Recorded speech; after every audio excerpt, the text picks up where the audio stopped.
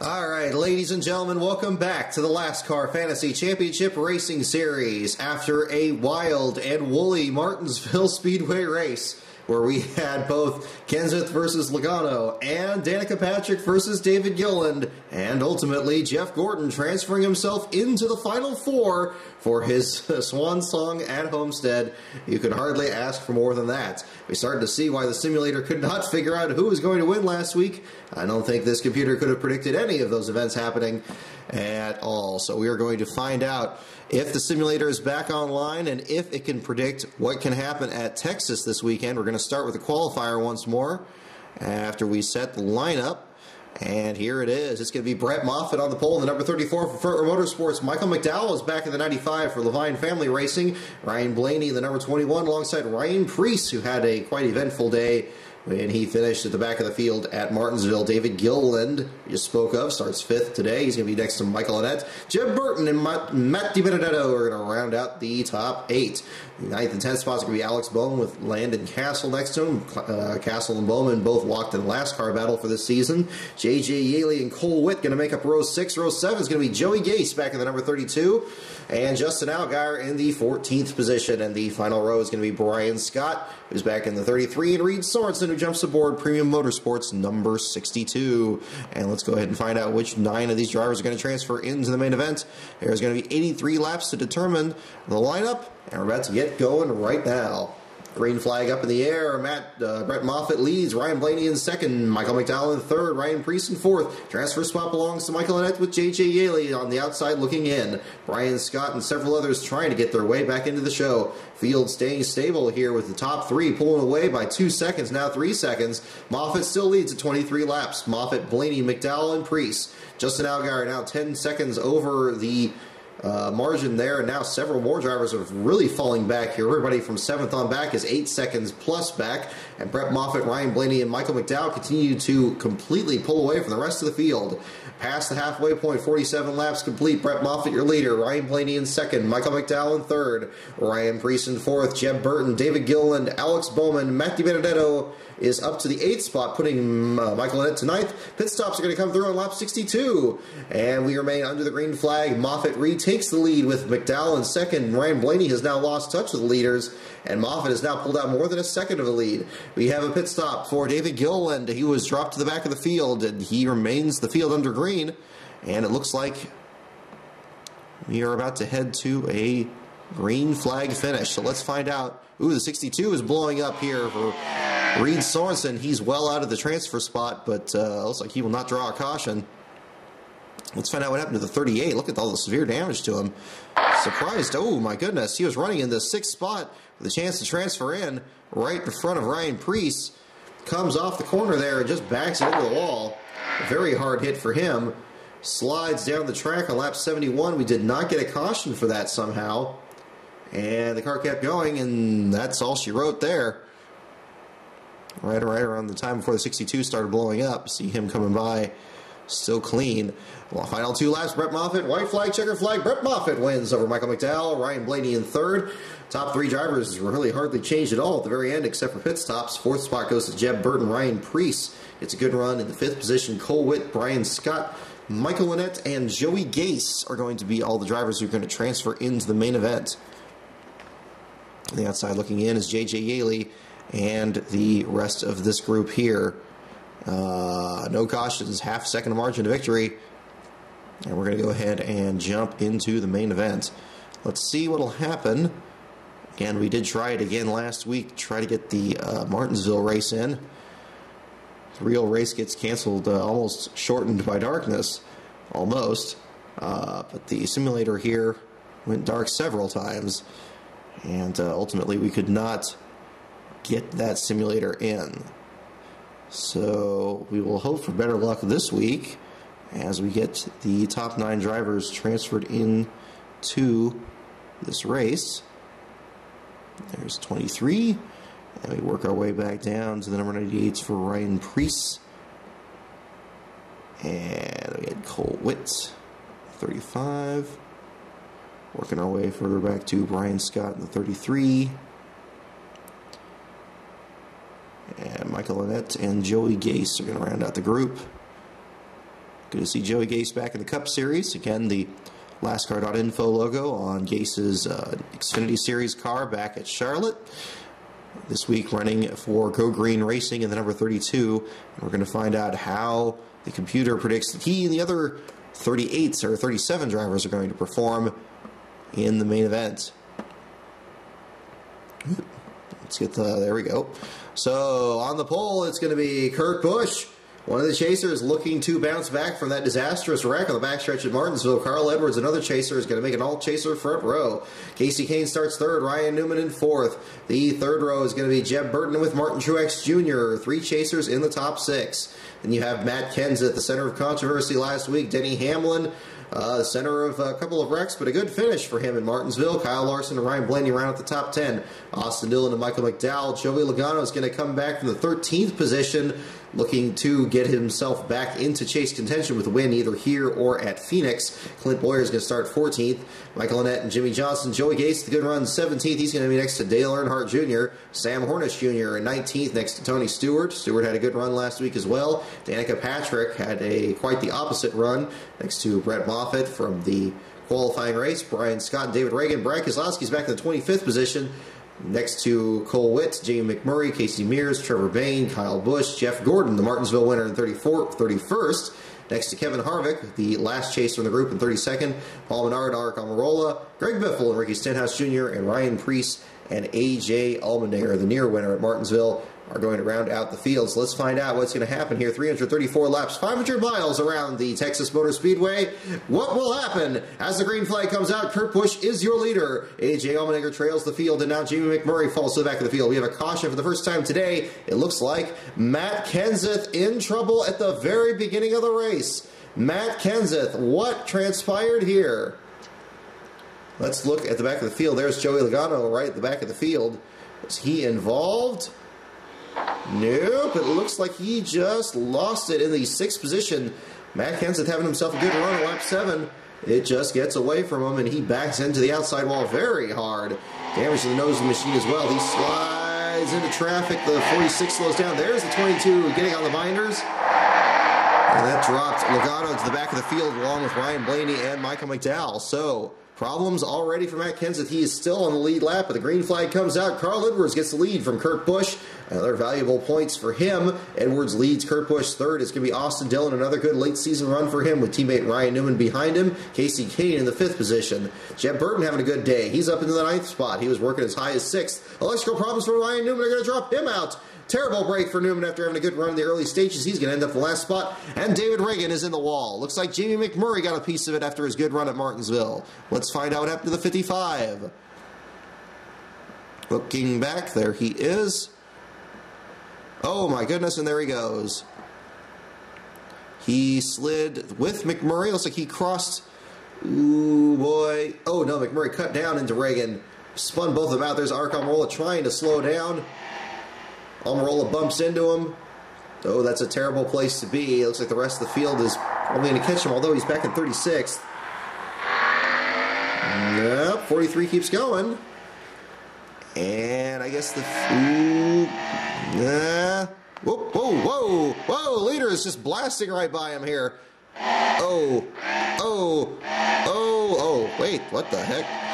Okay, well, I guess the car was supposed to despawn or something, but everybody literally driving right through the 55. So, David Reagan out of the race.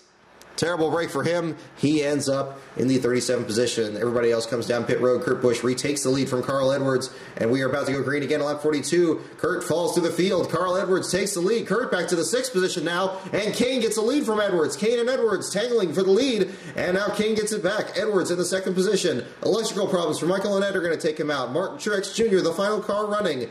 And A.J. Allmendinger with clutch issues is going to fall out in the 35th position. 66 laps complete. Casey Kane, your leader. Carl Edwards in 2nd. Austin Dillon in 3rd. Kurt Busch and Trevor Bayne race for position, but we have a caution once again. It looks like Jeb Burton, perhaps Jamie McMurray. Let's find out what happened here. Looking back through the field. There's the leaders, and there is the 23. Nope. Looks like something else just happened here. Let's rewind it and see what happened. Shows the 55 still on the track.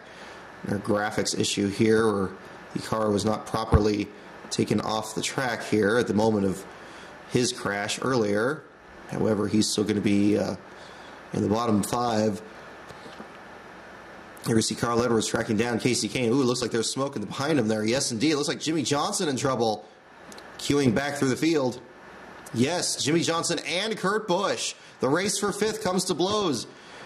Kurt Busch was falling back through the field, trying to get in line. Jimmy Johnson crossed his nose, spun both of them out of the back straightaway, right in front of Trevor Bayne, Denny Hamlin, and Clint Boyer. There's Dale Jr. and Kyle Larson along with them. They slide down to the inside of the track. No other cars involved. No damage, really, to either car. But both lost a ton of track position and lost much more when they came down pit road. So the green flag comes back out. Casey Kane, your leader. Denny Hamlin in the 3rd spot now, trying to get around Carl Edwards. Edwards, the only chaser in the top 11 positions. And we have a 3-car accident on the front stretch. Martin Truex Jr. is involved. Ryan Preece, Ricky Stenhouse Jr. What happened to the 78? Looks like we have Ryan Preece here. We can move forward. Oh, there he is. He is at the start of this. Preece was in the 13th spot in front of Kevin Harvick and just lost it and backed it into the outside wall. Looks like he slid into traffic. There's Kyle Busch. Oh, and there's Ricky Stenhouse, the other group. My goodness. A very hard hit for the rest of the group here. Let's find out if the 18 hit anybody else before we look at the rest of the field. There's Kyle Busch just minding his own business in 26th, and boom, he just gets hooked, spins up the track, backs into the wall, and there's Ricky Stenhouse Jr., Casey Mears, and Martin Truex Jr. all involved in the accident when the 98 slid back into traffic. Truex had nowhere to go. The 13 got clobbered right in front of him along with the 17, and the field just stopped. There is Matt Kenseth and Jamie McMurray getting on the binders, but Martin Truex Jr., another one of the chasers, comes to grief very early on, 85 laps in to the AAA Texas 500, the Texas Motor Speedway. Green flag comes back out. Carl Edwards is your leader. Casey Kane in 2nd. We have another caution on the speedway. Looks like Greg Biffle and the Martinsville winner, Jeff Gordon, in trouble. Let's see if we can find out what happened there.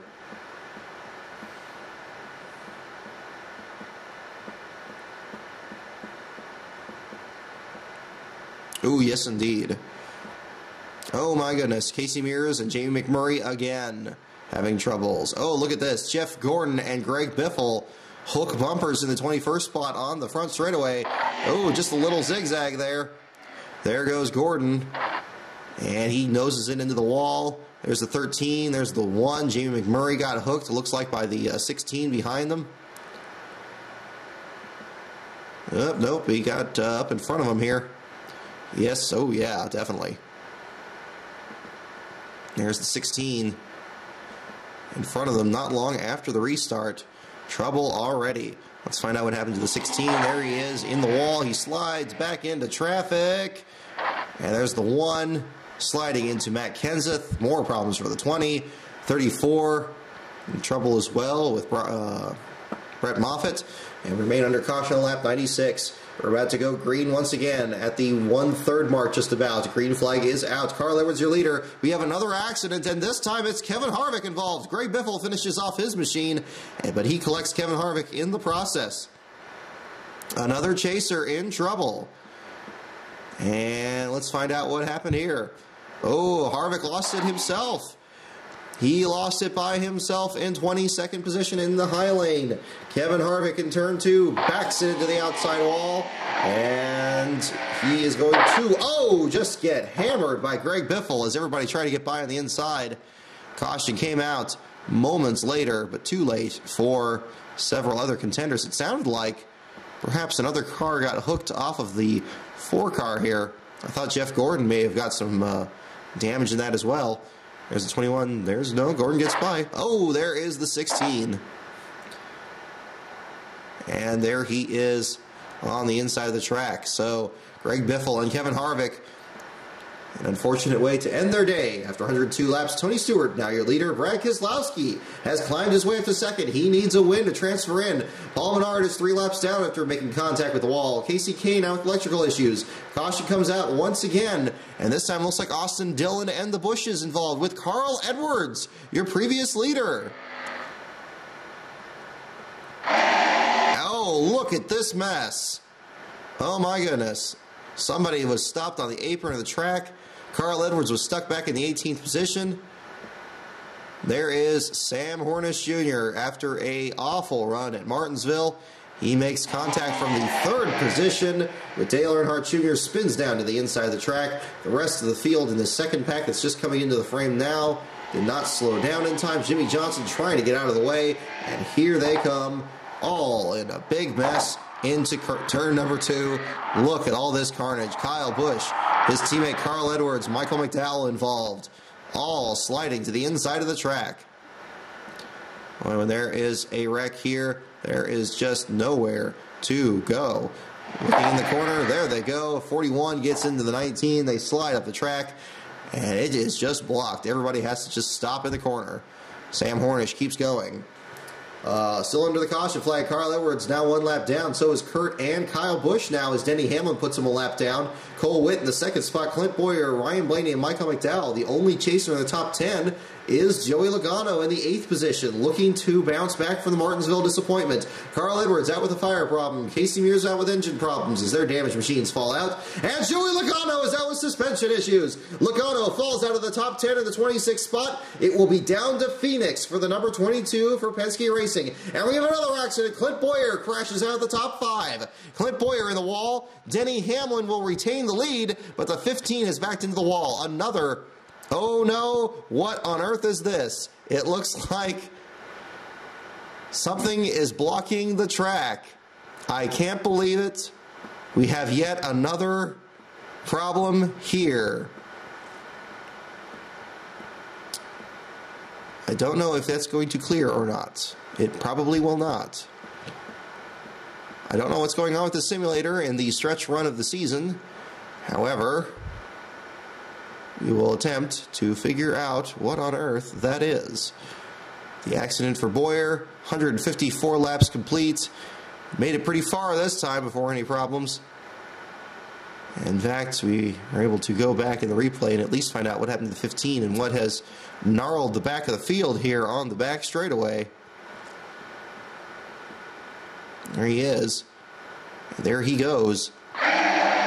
Clint Boyer running in the 3rd position, looking to close out Michael Waltrip Racing's final season. He backs into the wall. Terrible break for him. He slides into traffic, and the caution comes out. I don't believe... Ooh, Jimmy Johnson almost hits him, and the 43 has to stop. Oh, look at this. Here's everybody slowing down. No, they keep going after the 15 disappears. I don't know why they stopped again. Something must have happened with the pace car up front under this caution flag. So there's the leaders. There is the pace car. Pace car coming out on the track here. Everything looks normal here. It comes up off the inside line. Rest of the field trying to close in. Pace car pulls up in front of Denny Hamlin. Or he runs the apron a little bit longer. Comes up the track. There he is, in front of the 11. We keep going. Pace car gets a little misdirected here. Okay. Pace car keeps going. I don't see why the field stopped. Everybody comes down pit road. Pace car keeps going.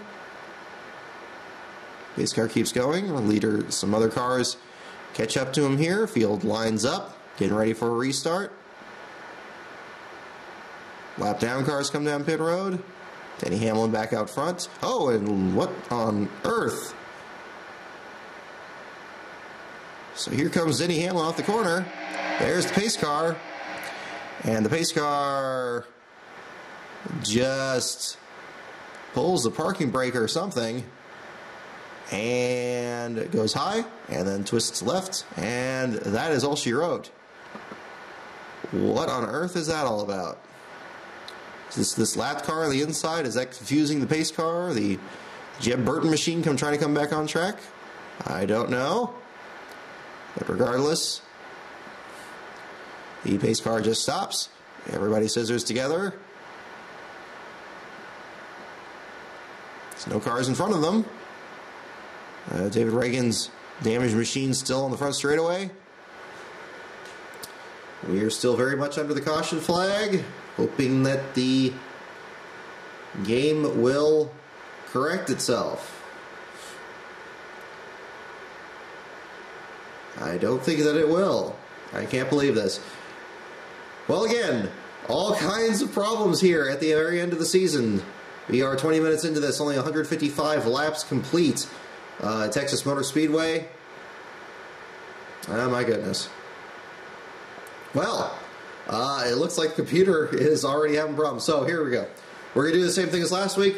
I'm going to try to do another run at this. If this video is online, that means that, unfortunately, once again, the simulator has not worked.